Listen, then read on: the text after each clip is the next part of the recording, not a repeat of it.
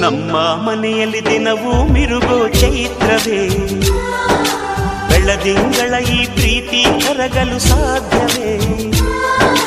ನಮ್ಮ ಮನೆಯಲ್ಲಿ ದಿನವೂ ಮಿರುಗೋ ಚೈತ್ರವೇ, ಬೆಳದಿಂಗಳ ಈ ಪ್ರೀತಿ ಕರಗಲು ಸಾಧ್ಯವೇ? ಹೆಜ್ಜೇನಿನ ಸವಿಗೂಡಿದು ಇಲ್ಲಿ ಪ್ರೀತಿಯ ಪರಮಾನ, ಪ್ರೀತಿಯ ಯಜಮಾನ.